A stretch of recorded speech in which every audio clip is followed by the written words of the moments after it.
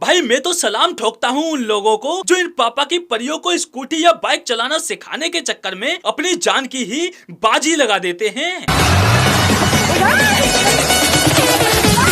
अब ऐसा भी नहीं है कि हर बंदा इनके झांसे में आ जाता है। कुछ बंदे स्मार्ट भी होते हैं, वो सही समय पर अपने आप को स्कूटी से अलग कर लेते हैं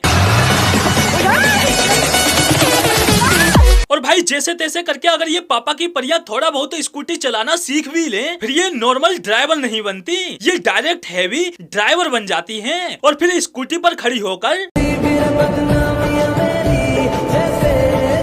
भाई कोई स्कूटी को मेन स्टैंड पर खड़ी करके अगला पहिया उठाने की कोशिश करती है, तो कोई स्कूटी के पिछले टायर से सर्कल बनाने की कोशिश करती है, कोई खाली रोड पर बिना मतलब दूसरे की बाइक को उड़ा देती है, तो कोई स्कूटी को ही गोलमाल मूवी की बाइक बना देती है।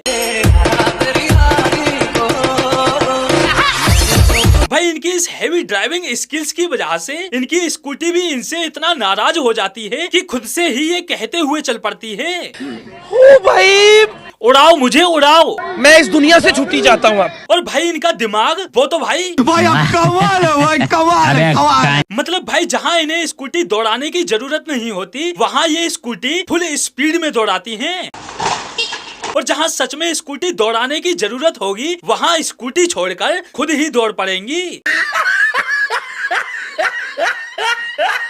जहाँ पीछे देखने की जरूरत नहीं होगी वहाँ पीछे देखेंगी और जहाँ सच में पीछे देखने की जरूरत होगी वहाँ पीछे मुड़ के नहीं देखेंगी।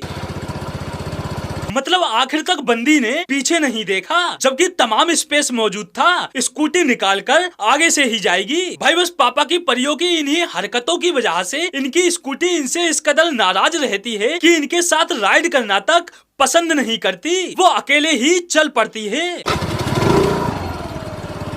और भाई कुछ पापा की परियां ऐसी भी होती हैं जो स्कूटी चलाना नहीं सीख पाती तो बाइक की आवाज पर ही वीडियो बनाकर काम चला लेती हैं।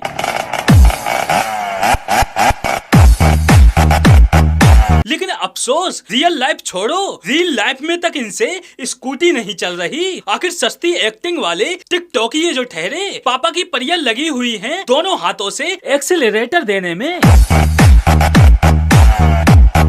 मेरी तो भाई ये समझ नहीं आ रहा कि ऐसी कौन सी स्कूटी बनाने वाली कंपनी आ गई जो एक के बजाय स्कूटी में दो एक्सेलरेटर दे रही हैं, जो ये लगे हुए हैं दोनों हाथों से एक्सेलरेटर देने में। तो भाई लोग आज के लिए बस इतना ही, फिर मिलते हैं अगली वीडियो में।